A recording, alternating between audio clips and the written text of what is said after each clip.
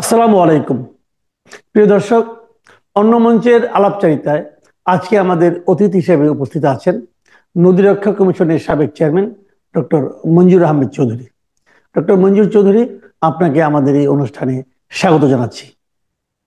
ধন্যবাদ। ডক্টর চৌধুরী, আমরা মূল আলোচনায় যাওয়ার আগে আমার অন্য একটা প্ল্যান ছিল, কিন্তু সেই বিষয়টা যাওয়ার আগে শেষ মুহূর্তের আমি যখন পত্রিকা দেখতে বসলাম, তখন আমি এখানে একটা আহ, ইন্ডিয়ার একটা নিউজ দেখলাম। সেটা হলো ইন্ডিয়ার ওরা যে ওদের পররাষ্ট্র মন্ত্রণালয়ের ওখানে যে ব্রিফিংটা হয়, তার মুখপাত্র রণধীর জয়সওয়াল তার যে সাপ্তাহিক ব্রিফিং এ আজকে বলেছেন বাংলাদেশ সম্পর্কে কিছু মন্তব্য। তিনি বলেছেন, আমরা শান্তিপূর্ণ স্থিতিশীল বাংলাদেশের পক্ষে, সেখানে যেখানে গণতান্ত্রিক উপায়ে এবং অন্তর্ভুক্তিমূলক ও অংশগ্রহণমূলক নির্বাচনের মাধ্যমে সব সমস্যার সমাধান করা হবে। আরো অনেক মন্তব্য করছেন, আমি আপনাকে এটুকুই কেবল পড়ে শোনালাম। তার মানে উনি আসলে কি বলতে চাচ্ছেন বলে আপনি মনে করছেন? খুব ইন্টারেস্টিং। এরা যখন 2014 সালের ইলেকশন, 2018 সালের ইলেকশন, 24 সালের যে ইলেকশন হয়েছে সে বিষয়ে তখন কিন্তু এরা বলতো যে এই নির্বাচন এইসব কিছু হচ্ছে বাংলাদেশের অভ্যন্তরীণ বিষয়। এখন বলতেছেন গণতন্ত্রের বিষয়। সেখানে যে তারা আবার দুইটা অ্যাডজেক্টিভ অ্যাড করছেন, একটা হচ্ছে আহ অন্তর্ভুক্তিমূলক, অন্তর্ভুক্তিমূলক, ইনক্লুসিভ। হ্যাঁ, আরেকটা ইনক্লুসিভ হলো অর্থাৎ, অংশগ্রহণমূলক। আচ্ছা, ইনক্লুসিভ অর্থাৎ আওয়ামী লীগকে নিতে হবে, ঠিক আছে। এখন অংশগ্রহণমূলক, আওয়ামী লীগ যদি অংশগ্রহণ না করে, তারা তো পলাতক আছে, তারা যদি ডিসিশন নেয় যে আমরা অংশগ্রহণ করব না, আপনি তাদেরকে সুযোগ দিলেন, তাহলে কি তারা ইলেকশন মানবে? মানবে না। তারা তো ডিমান্ড করতেছে যে এই আওয়ামী লীগের ভোটও জিগাইতে হবে। আওয়ামী লীগের এলাও করবা ভোটও। এই চাণক্য পণ্ডিতের সকল রকমের এই কায়দা কানুন এরা রপ্ত করছে, বুঝতে পারছেন? এদের কথায় গুরুত্ব দেওয়ার দরকার নাই। তোমাদের চরকায়, তোমরা তো চরকা গাইতেই স্বাধীন হয়েছো, ওই গান্ধীর চরকা গাইটা। তোমাদের চরকায় তোমরা যে তেল দাও, আমাদের চরকায় আমরা তেল দেই। আমরা কেমনে নির্বাচন করব, দ্যাটস আওয়ার ওন ডিসিশন। এটা আমাদের জাতীয়, সেটা নিয়ে আমরা ওয়ার্ক করতেছি। তোমাদের মাথা না ঘামাইলেও চলবে, এইটাই আমি মনে করি বলে দেওয়া উচিত। কিন্তু সমস্যা হলো আমাদের যে পররাষ্ট্র মন্ত্রণালয় আছে তারা কি আহ, এই কথা, এদেরকে এই ধরনের কথা বলবেন কিনা, দ্যাটস অ্যানাদার কোশ্চেন। আহ, তাহলে নির্বাচনটা আপনি বলতে চাচ্ছেন যে আমরা যেভাবে ভালো মনে করি, যেভাবে আমাদের দেশের মানুষরা ভালো মনে করে, সেই জিনিসটাকে গুরুত্ব দিয়ে আমাদের অগ্রসর হওয়া উচিত। এই যদি অফকোর্স। আপনার প্রত্যাশা হয়, তাহলে আপনার কি মনে হয় যে আপনার এই প্রত্যাশা অনুযায়ী বর্তমান অন্তর্বর্তীকালীন সরকার সামনের দিকে অগ্রসর হচ্ছে? না, অন্তর্বর্তীকালীন সরকার এক জায়গায় দাঁড়ায়া লেফট রাইট করতেছে, এবং এক একজনের এক এক চিন্তা। কেউ এটাকে 5 বছর ভাবতেছে, কোনো কোনো অ্যাডভাইজার, কোনো কোনো অ্যাডভাইজার ভাবছে একটা ইলেকশন দেই। এখন সেই সরকারের তো একটা অংশ আবার দল হয়ে গেছে, বুঝতে পারছেন? একটা দল, দল হিসাবে তারা বিকশিত হয়েছে, সরকারের একটা অংশ। সেটা তার আত্মপ্রকাশও করছে। তারা যেমন আহ, তারা বলতেছে যে ইলেকশন দেরি করে দিতে হবে। ভালো কথা, কেন? আইন শৃঙ্খলা পরিস্থিতি খুব খারাপ। তার মানে কি আগামী 1 বছর পর্যন্ত কি আইন শৃঙ্খলা পরিস্থিতি এরকমই থাকবে, এই এক্সপেকটেশন? না, ভালো হইতে পারে, ভালো হলে ইলেকশন হবে। কিন্তু আমি তো কোনো দেখি না যে এই সরকারের ভিতরে সেই ধরনের কোনো এবিলিটি আছে যে তারা এই জাতীয় নির্বাচন কিংবা স্থানীয় নির্বাচন আহ, ঠিক মতো করতে পারবে, অনুষ্ঠিত করতে পারবে বলে আমার ধারণা হয় না। এইখানে আহ, এই সরকার মোটামুটি ভাবে বলা যায় যে সম্পূর্ণভাবে ফেল করে গেছে। সুতরাং তারা তো ডে টু ডে অপারেশনই চালাইতে পারতেছে না। আপনি জায়গায় জায়গায় মারামারি হই চই। তাছাড়া এই সরকার সরকার নিরপেক্ষতা হারাইছে, এটা ওরা বুঝে কি বুঝে না আমি জানি না। যে এখানে যে অ্যাডভাইজার ছিল সে সেটা দলের লিডার হয়েছে, এটা কেমনে হয়? আবার আর একজন অ্যাডভাইজার বলতেছে যদি কোনো অ্যাডভাইজারের আবার দল করতে হয়, সে রাজনীতি করতে চায়, সে এখান থেকে চলে রিজাইন করে গেলেই হবে। এইটা, এটা এটা কোন ধরনের কথা আমি এটা বুঝি না। এটা তো শেখ হাসিনার যে ইলেকশন করতো সেই ধরনের সে ডামি ইলেকশন সিলেকশন টাইপের দিকে চলে যাচ্ছে। বাংলাদেশের লোকজন মনে হয় ভোট দিতে পারবে না। 1/3 লোক এই মুহূর্তে ভোটার, 1/3 ভোটার আপনার ভোট দেয় নাই লাইফে, বুঝতেও পারবে না যে ভোট দিতে গেলে কি করতে হয়। এটা এটা একটা দুর্ভাগ্যজনক। আপনার বাংলাদেশের অধিকাংশ লোক জানে না আপনার সবুজ বাতি, নীল লাল বাতি, হলুদ বাতির মানে কি, ট্রাফিকের, কারণ কি এটা ইউজ করে না। ঠিক তেমনি বাংলাদেশের অধিকাংশ লোক জানে না বয়স হয়ে গেছে প্রায় 40, ভোটই দিতে পারে নাই, দেয়ও নাই, দিতে পারেই নাই। তো এটা একটা অদ্ভুত একটা দেশ। এখানে দরকার ছিল যে এমন একজন এমন একটা সরকার, যে সরকার শক্ত হাতে সবকিছু দমন করতে পারতো। আজকে কি হচ্ছে, আপনার এখানে মাইর হচ্ছে, ওইখানে মহিলাদের পোশাক নেয়া ই করতেছে, আপনার প্রায় হেনস্থা করতেছে, তাকে আবার ফুলের মালা ঠালা পাগড়ি ঠাগড়ি পরায়া অভিনন্দন জানাইতেছে। The nation has gone mad. পাগলামি, বহু চতুর্মুখী পঞ্চমুখী পাগলামি চলতেছে। এটাকে শক্ত হাতে দমন করতে হবে। দমন না করলে আপনি পারবেন না। একদিকে আপনার লুটপাট হয়, আবার আহ, এই আমাদের যে স্বরাষ্ট্রমন্ত্রী, সে নানাবিধ কথা বলে বেড়াইতেছে, নানাবিধ উল্টাপাল্টা কথা, তার উপরে তো লোকের আস্থা নাই। আচ্ছা, আরেকটা জিনিস, আপনি খুব ইন্টারেস্টিং কথা বলছেন যে এক এক সময় এক এক কথা বলছে। আপনি লক্ষ্য করেছেন যে কালকের বিভিন্ন পত্রপত্রিকায় একটা রিপোর্ট এসেছিল যে আমাদের সাবেক উপদেষ্টা, বর্তমানে জাতীয় নাগরিক পার্টির যিনি আহ্বায়ক নাহিদ ইসলাম একটা ইসলাম। ইন্টারভিউ দিয়েছিলেন রয়টার্সকে। সেখানে তিনি বলেছিলেন সরকার এখনো পুরোপুরি জননিরাপত্তা নিশ্চিত করতে পারেনি এবং এবছর জাতীয় নির্বাচন আয়োজন করা কঠিন হবে, এটা তিনি বলেছিলেন বলে আমরা পড়েছি। তবে আজকে আবার তিনি একটা প্রেস কনফারেন্স করেছেন, করে বলেছেন যে রয়টার্সকে উনি যা বলেছিলেন ঠিক সেভাবে আসেনি। তারপর উনি বলছেন, না, উনি কি বলেছিলেন? ট্রান্সলেট করতে পারেনি।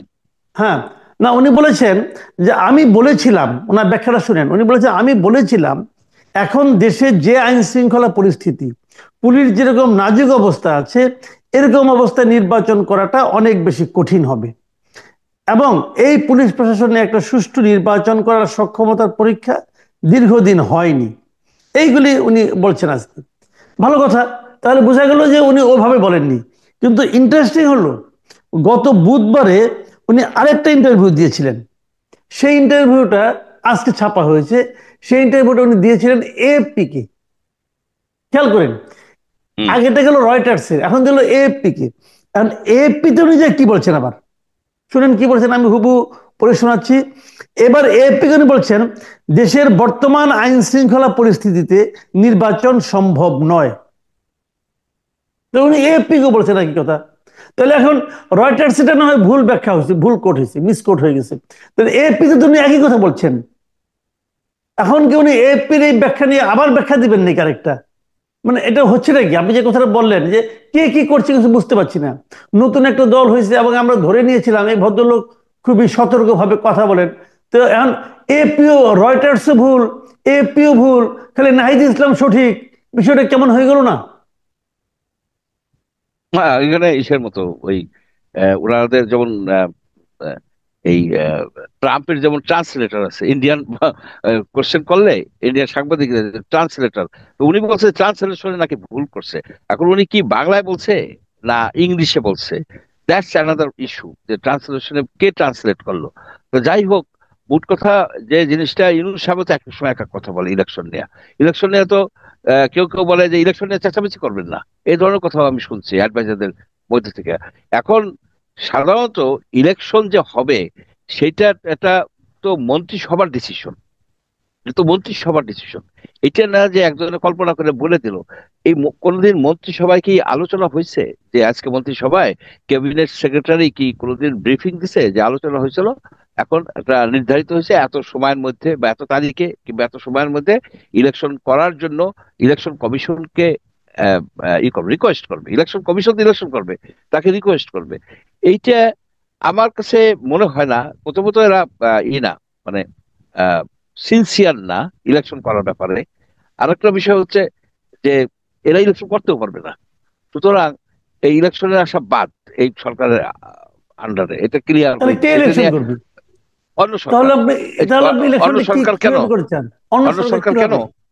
আচ্ছা, প্রথমত ইন্টারিম গভর্নমেন্টের ইলেকশনের দায়িত্ব হচ্ছে কেয়ারটেকার গভর্নমেন্টের এই বাংলাদেশে, জি। 13 অ্যামেন্ডমেন্ট যেটা। তো কেয়ারটেকার গভর্নমেন্ট যেটা 13 অ্যামেন্ডমেন্টের, সেই 13 অ্যামেন্ডমেন্ট ইন ফোর্স। আপনার 15th অ্যামেন্ডমেন্ট দ্বারা 13 অ্যামেন্ডমেন্টকে কিল করা হয়েছিল, মানে ইনঅ্যাক্টিভ করা হয়েছিল। এখন 15 অ্যামেন্ডমেন্ট তো বাতিল হয়ে গেছে মোস্টলি। সুতরাং 13 অ্যামেন্ডমেন্ট এখন এসে আছে, এখানে কিছুটা রিভিউ করতে চাচ্ছে কেউ কেউ। এটা করে আপনার 13 অ্যামেন্ডমেন্ট অনুসারে একটা করেন, কেয়ারটেকার গভর্নমেন্ট ফর্ম করেন, সেখানে দেয়া আছে একদম স্ট্রাকচার যে কে চিফ হবে। সে কে চিফ হবে? চিফ হবে তো আপনার immediate past chief justice Obaidur Rahman, Obaidul Haque, সে হবে। সে ওবায়দুল যদি হাসান। ওবায়দুল হাসান যদি রিফিউজ করে বা অ্যাভেলেবল না হয়, তাহলে নেক্সট চিফ জাস্টিস। এইভাবেই তো আছে। তো সুতরাং আমরা কেন ওইটাই যাই না? ওটা যদি না যাওয়া সম্ভব হয়, তাহলে আইন মন্ত্রণালয় বলা দরকার যে 13 অ্যামেন্ডমেন্ট আদালতে আবার বহাল করছে, কিন্তু আমরা সেটাকে ই করবো না, মানে মানবো না। আহ, মানবো না। এই যে কনস্টিটিউশনাল ক্রাইসিসের দিকে দেশ চলে যাচ্ছে, এই 13 অ্যামেন্ডমেন্ট কেয়ারটেকার গভর্নমেন্টের জন্য বহাল করার জন্য সবাই এত আন্দোলন করছে, এত মারামারি করছে, এত কথা বলছে, সেটা যখন বহাল হইল তখন কিন্তু কবি নীরব। আচ্ছা, এখন কিন্তু বলে না তারা, কেন বলে না? ওই যে ওবায়দুল হাসান, রাইট? তাহলে হুম তোমরা হুম হুম। এটার মধ্যেই বা যাও কেন? সেখানে যখন হয়েছে সেটাকে নিয়ে বসো, যে কনসেনসাস করে হবে যে এই চিফ অ্যাডভাইজার। জি। অটোমেটিক হবে না। অটোমেটিক করলেই কিন্তু আপনি দেখবেন এই ধরনের একটা পরিস্থিতির সৃষ্টি হবে। আমি তো মনে করি না যে হাসানের আন্ডারে ফ্রি ফেয়ার নির্বাচন হবে। কেয়ারটেকার গভর্নমেন্ট হোক বা না হোক, সে ফ্রি ফেয়ার নির্বাচন করতে পারবে না বা করবেও না। সুতরাং হুম হুম। আমরা একটা we are heading towards a constitutional crisis, you have to understand. তার মানে আসলে আপনি বলতে চাচ্ছেন যে কোনো কিছুই যেভাবে হওয়া উচিত সেভাবে হচ্ছে না। না, এবং আপনি সেভাবে না। আপনি এই আমি যে মব কালচারের কথা বললেন, যেটা যে এটা আমরা তো দেখলাম যে ঢাকা ইউনিভার্সিটির যে ঘটনাটা, শেষ পর্যন্ত কিন্তু ওই মেয়েটা বাধ্য হয়েছে নানা রকম চাপে পড়ে হুম, মামলাটা উইথড্র করতে। সে বাধ্য হয়েছে। আজকে আবার পত্রিকা দেখলাম যে দুটো জিনিস, আমি দুটো খবর বলি। আমি ঢাকা ইউনিভার্সিটি এলাকায় এক ইউনিভার্সিটির টিচার যাচ্ছিলেন ই সিএনজিতে করে, মানে আপনি থ্রি হুইলারে করে। তো তাকে কয়েকজন স্টুডেন্ট ধরছে ছিনতাইয়ের জন্য। তবে যখন উনি পরিচয় দিলেন উনি ঢাকা ইউনিভার্সিটির, তখন কি সরি স্যার, ভুল হয়ে গেছে, কয়ে তারা চলে গেল। এই একটা এই একটা ঘটনা ঘটছে ঢাকা ইউনিভার্সিটিতে। আবার আপনার গুলশানে এখানে দেখলাম যে একটা গাড়ির সামনে হঠাৎ করে আচমকে এক লোক এসে দাঁড়ায় গেছে। দাঁড়ায় যে বলছে যে আমি গুলশানের রাজা, আমি যেভাবে যাবো সেভাবে যাবো। এরপরে ওই গাড়িকে সে ইট দিয়া গাড়ির গ্লাস টাস ভেঙে ফেলেছে, বনেটের উপরে উঠে যে বসছে। তারপর তার ছবি ছাপা হয়েছে ইয়েতে। তারপর আরেকটা মেয়ে বলছে যে এই লোকটা আমার সঙ্গে এরকম করছিল। তারপর সেই লোককে ধরে আছে, এইগুলি চলছে। মানে আর একটা দেখলাম যার যে ইচ্ছা, মানে বসুন্ধরা এলাকায় দেখলাম যে ইন্ডিয়ান মনে কইরা ইরানিয়ান লোক খুব দুজন ইরানিয়ানকে অ্যাটাক করছে। আর সত্য কি মিথ্যা সেটাও তো বোঝা যায় না, না অন্য দেশের বিষয়। এই এখন দেখছো ভিডিওতে? এগুলি কি চলছে? মানে এ আরো হুমকি দিচ্ছে, সে তার হুমকি দিচ্ছে, মেরে ফেলাবো, ধরে ফেলাবো, এগুলি কি? মানে দেশে এগুলি ব্যাপারে কি সরকারের কোনো ভূমিকা থাকা উচিত না? সরকার কি চুপ করে থাকবে? তারা কি এগুলো শোনেন, দেখবে না? রুজাউদ্দিনের সময় যে মগ পর্তুগিজ ঠর্তুগিজ অ্যাটাক করতো, এখানে ছিল মগের মুল্লুক। এখন জি। হয়েছে কি মবের মুল্লুক। মবের মুল্লুক হয়েছে, মগের মুল্লুক আর নাই, এখন মবের মুল্লুক হয়েছে। আর একটা নতুন শব্দ বাংলা এসে ভাষায় যোগ হয়েছে, এনরিচ করছে, মব ডাকাতি। আচ্ছা। মব ডাকাতি একটা নতুন শব্দ। মব ডাকাতি, মব ক্রিয়েট করে একটা বাসায় ঢুইকা ডাকাতি করে, ডাকাতি করবে। আহ, হ্যাঁ। ডাকাতি করে নিয়ে যাচ্ছে। হলো তো, এখন গুলশান কয়েকদিন আগে হলো।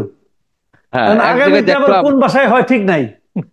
হ্যাঁ, এটা না, সবাই তো সন্তুষ্ট হয়ে গেছে। এটা যে আইন শৃঙ্খলার ব্যাপক অবনতি ঘটছে। এই ইউনূস সাহেব পারতেছে না কেন? ইউনূস সাহেব কেন এই একজন স্বরাষ্ট্রমন্ত্রী নেয় না? কঠিন মানে নর্মাল বুদ্ধির, নর্মাল কাজকর্ম করতে পারে একজন নেয় না কেন? উনি নেয় না। উনি ওই চিন্তা করে যে সব ঠিক আছে, বিবিসি থেকে বললো সব ঠিক আছে। আগের থেকে কি বিবিসি জিজ্ঞেস করছে যে আইন শৃঙ্খলা পরিস্থিতি এরকম খারাপ হয়েছে কিনা? বলে আগে যা ছিল সেরকমই আছে। তা আগে তো খারাপ ছিল।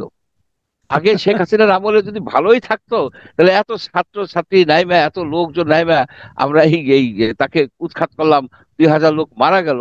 উনি সেটার সাথে তুলনা করে, এটার সাথে তুলনা করলে হবে না।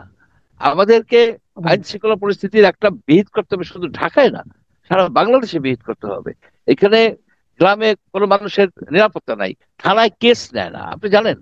এই যে ক্রাইম স্ট্যাটিস্টিক্সটা সঠিক না, থানায় কেস নেয় না, আবার অনেকে যায়ও না। যে পুলিশ পুলিশ নিজেই তো মানে একটা হতাশাগ্রস্ত একটা বাহিনী হয়ে গেছে। তাদেরকে করার জন্য আরো পুলিশ নেওয়া দরকার ছিল। আরো পুলিশ যদি তারা নিত 6 মাসে কিন্তু ট্রেন্ড হয়ে যেত, সিপাহীরা তো ট্রেন্ড হয়ে যেত, right, অফিসাররা right. নয়, আর একটু দেরি হইতো। কিন্তু সেটা করলো না। সেটা না করে পুলিশ, অনেক পুলিশ অ্যাবসেন্ট, পুলিশ বাহিনীতে নেট ঘাটতি আছে। তা আপনি সেই ঘাটতিটাও কি পূরণ করবেন না? আপনি তো ঘাটতিটাও কি পূরণ করবেন না? শুধু পুলিশ, যেসব হুম। পুলিশকে আপনি অ্যারেস্ট করতেছেন, যাদেরকে বিচারের আওতায় আনতেছেন, সেটা রিপ্লেসমেন্ট করবেন না? আপনি তো এদিকে কোনো খেয়ালই নাই। আমি জানি না এরা কোন ধান্দায় আছে, কোন চিন্তায় আছে। ইসের এরা আছে যে আপনি দেখেন যে আপনি সেদিনকেও বললেন যে 15-16 তারিখে, 16ই ফেব্রুয়ারি গেছে এদের আহ, সকল হিসাব দেওয়ার তারিখ চলে গেছে।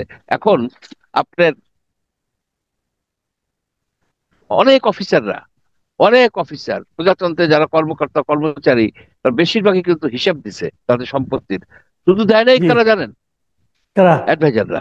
অ্যাডভাইজাররা অ্যাডভাইজাররা দেয় নাই, তার মনে হয় দিবে না। তবে নাহিদ নাহিদ ইসলামকে আমি ধন্যবাদ দিই। সে একটা একটা দিয়ে আসছে, একটা উদাহরণ সৃষ্টি রাইট। করে আসছে যে হ্যাঁ, হ্যাঁ, হ্যাঁ, এটা হ্যাঁ। আপলোড করতে হবে। সে একজন ইয়াং ম্যান, কিন্তু সে এই এই জিনিসটাকে সে মনে করছে যে তার সম্পত্তির হিসাব দিয়ে পাবলিক করে দিচ্ছে এবং তার এপিএসএ করছে। এখন এইটাই হচ্ছে যে এরা বয়স্করা তো, বয়স্কদের উপরে ইয়াং জেনারেশনের আস্থা নাই কেন? আপনি এখানেই দেখেন, এই বয়স্ক অ্যাডভাইজাররা তাদের সম্পত্তির হিসাব দেবে না, ইয়াং একজন কিন্তু দিয়ে বেরিয়ে আসতো। সেই জন্য যে আপনি দেখেন যে এই যে বয়স্কদেরকে এরা অনেক সময় কটু কথা বলে, ইয়াং জেনারেশন।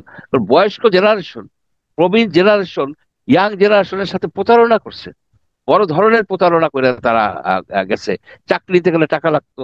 এইখানে আপনার ইউনিভার্সিটিতে যারা চাকরি করতে যাইতো, ভোটার নিত, ভোটার হিসেবে নিত। আপনার নিত না, তো প্রভাষক নিত না, ভোটার হিসেবে লোক রিক্রুট করতো, দলীয় কাজ করতো।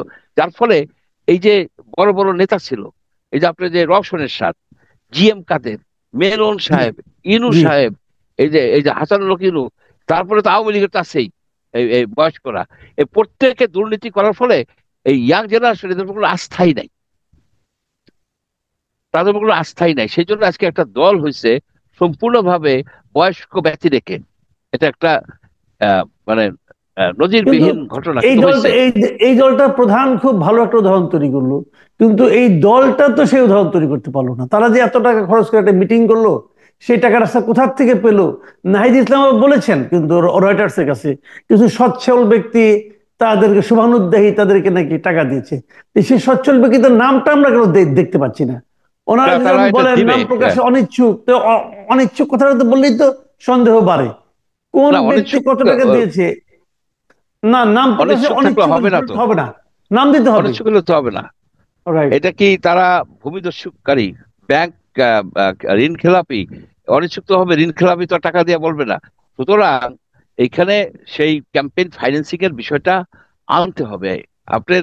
আসলে কি এদেরকে মানে বিভিন্ন জায়গা থেকে এমন ভাবে আপনার পরিচালিত করে, ইনফ্লুয়েন্স করে, যার ফলে তারা কনফিউজড হয়। এই যে এই দলটা কনফিউজড হয়ে যায়। কখনো তারা সেকেন্ড রিপাবলিকের দিকে চলে যাচ্ছে, কখনো কনস্টিটিউশনের দিকে চলে যাচ্ছে, কখনো এই নানাবিধ এলোমেলো ভাবনা আসে। এখানে আছে একজন প্যারিসে আছে এক ভদ্রলোক, সে তো আপনাকে দেখলাম ফেসবুকে, আপনাকে তো থ্রেট থ্রেট করছে, আপনার কাছে জানতে চাইছে যে দূর। এই আচ্ছা, এর পাত্তা দেয় কি বলেন আপনি? সে না ওখানে কথা থাকে, তারে কেউ হ্যাঁ, কেউ কেউ বস বস ডাকে, দাদা দাদা ডাকে। এখন একজন ব্রাহ্মণ পীর শেষ আছে পৃথিবীতে, মনে হয় একমাত্র এটা ব্রাহ্মণ পীর সেই, তাই না? তো এইগুলো আমি একদম পাত্তা একটা দিই না, বাদ দেন, এগুলো আমি গুনি না। আপনি দেন না, ধুর। কিন্তু আমি ওটা পড়ে দেখছি। সে বলছে মামলার নাম্বার কত, এটা কত, সেটা কত। কিন্তু এই ভদ্রলোককে একটু বুঝাই বলা দরকার যে 2008, 2009, 2010 সনে সে যে কালা জ্বরের ওষুধ, মানে ভুয়া ওষুধ বিক্রি করে যে করছে, সেটা তো সকল পত্রিকায় ছিল। প্রথম আলোতে ছিল, ডেইলি স্টার বড় করেছিল, সেই জন্য ডেইলি স্টার সামনে জিয়াফত করে ডেইলি স্টার প্রথম আলো সে উড়াই দিতে চাচ্ছে ওই সেই প্রতিশোধ করছে। অদ্ভুত ধরনের একটা মানে একটা একটা ক্লাসিক্যাল ফ্রড লোক সে। বাদ দেন। ধ্রুপদী প্রতারণা, ধ্রুপদী প্রতারক একটা লোক। সে এই সেক্টর, তাকে সে বহু জায়গার থেকে আপনার মার্কেটিং অথরাইজেশন বলে একটা সিস্টেম আছে, ওই সিস্টেমে বেশ কিছু কোম্পানি থেকে ওষুধ নিয়ে বেচা সে টাকা নিয়ে সে ভাগছে। সে হলো শাহবাগী। তার আওয়ামী লীগ বলে কেন তার এখান থেকে দেশ ছেড়ে চলে যেতে হবে? ভাইগা যাইয়া এখন ওইখানে বসে আছে। এখানে থাকলে তো তার এই এই এই ফার্মাসিউটিক্যাল ইন্ডাস্ট্রির মালিকরা, হায়ার অফিসিয়ালরা তাকে পাইলে গলায় গামছা দিয়ে টাকা আদায় করবে। সে প্রতারণা করে এখান থেকে চলে যাইয়া এখন পিস ছাড়ছে। এটা একটা অবাক কাণ্ড, এবং অনেক লোকে তাকে ফলো করে। এটাই অবাক কাণ্ড যে না, আছে বিভিন্ন দেশে, হুম, পৃথিবীতে সবসময় পৃথিবীতে কিছু কিছু লোক থাকবে, বুঝছেন? এইগুলি নিয়ে মাথায় ঘামাইলে আপনি তো পৃথিবীতে চলতে পারবেন না। না মাথা কামাই না, তবে একটা বিনোদনেরই হয়। সে সূরা বলে, আজকাল সূরার এক্সপ্লেনেশন দিচ্ছে। সে সূরা বলে, তারপরে সে এই কিছু কিছু হাদিস টাদিস বলার চেষ্টা করতেছে। অথচ সে কি মুসলমান হয়েছে? সে কি মুসলমান হয়েছে? হইলে শোনেন, আমি ওনার কথা নিয়ে ভাবি না, ওনার আলাপ বাদ দিন, কিন্তু আমার কথা হলো কি যে ওনাকে যারা অনুসরণ করেন এখানে, তাদেরকে একবার আমার মাঝে মাঝে জানতে ইচ্ছা করে, ব্রাহ্মণ পীরের মুরিদ আপনারা কি করে হইলেন? আপনাদেরও তো বোঝা উচিত ভাই। এখন উনি কি বলেন না বলেন সেগুলি নিয়ে যাও, কে নিয়ে বাদ দেন, এই লাইনে আলাপ করা দরকার না। আমার যাই এই হোক। প্রসঙ্গ থাক, এই লাইন কথা বলতে আগ্রহী ওকে। না। এগুলি ওকে। খুবই একদম মানে ব্যাপার। তো যার যা ইচ্ছে বলুক। তো আমার মনে হয় আলোচনা আমরা এখানে শেষ করি আজকে।